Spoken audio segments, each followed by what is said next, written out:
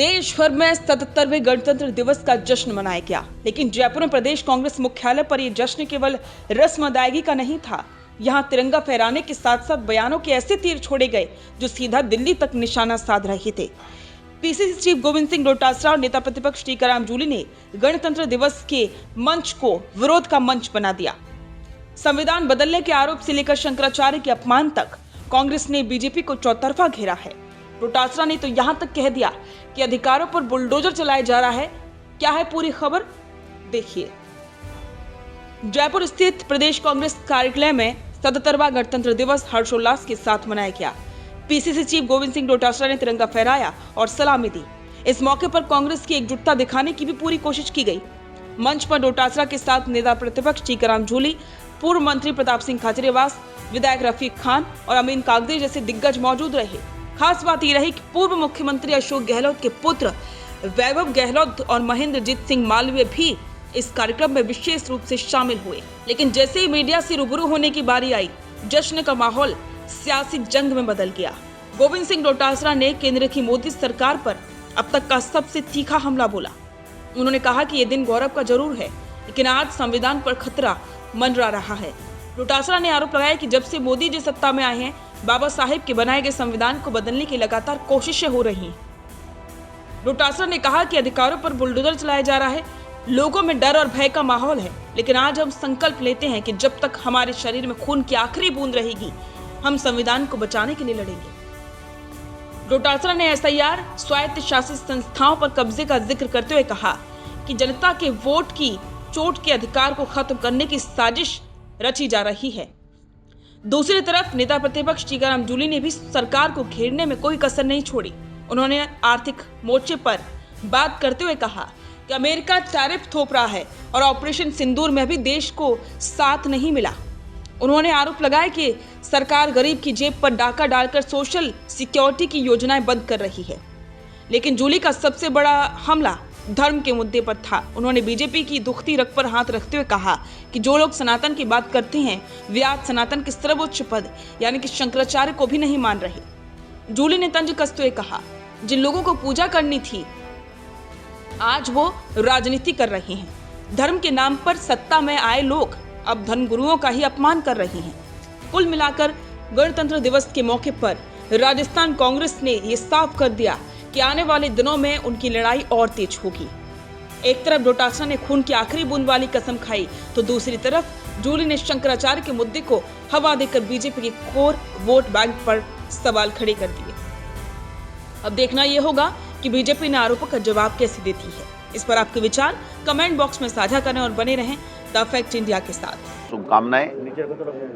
ये दिन हमारे लिए गौरव का दिन है, जिस दिन बाबा साहब ने जो संविधान बना करके दिया, वो संविधान लागू हुआ और इस संविधान के मुताबिक ये देश प्रगति कर रहा है। लेकिन जिस प्रकार से केंद्र में सत्ता एनडीए के आने के बाद में, मोदी जी के देश के प्रधानमंत्री बनने के बाद में जो संविधान को दिन प्रतिदिन कमज़ोर किया जा रहा है, जिस संविधान को बदलने तक की दावे किए गए थे और जो स्वायत्त शासित संस्थाएं हैं, उनका दुरुपयोग करने का एक आम बात हो गई है। ऐसे में इस दिवस के ऊपर हम सब लोग, कांग्रेस के तमाम कार्यकर्ता संकल्प लेते हैं कि इस देश के संविधान को न बदलने देंगे। इस देश के संविधान में हमें जो वोट का अधिकार दिया गया है, उस वोट के अधिकार के ऊपर भी डाका डाला जा रहा है, वोट के अधिकार को समाप्त किया जा रहा है।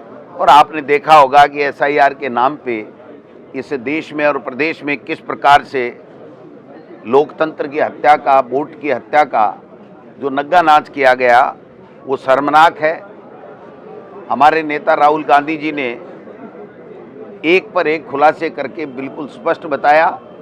और अब तो हम राजस्थान में देख रहे हैं कि जो लोकतंत्र, वोट जो संविधान ने हमें दिया, उस वोट को भी ख़त्म किया जा रहा है, उस वोट पे भी डाका डाला जा रहा है।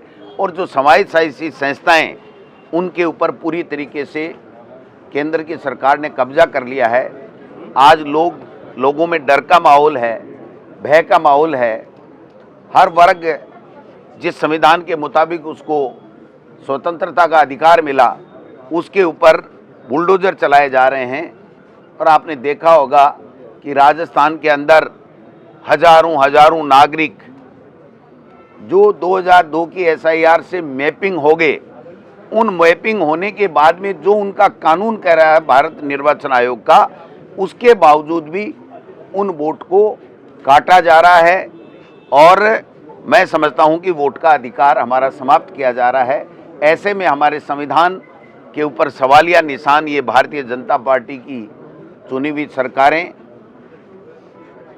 प्रश्नवाचक चिन्ह लगा रही हैं।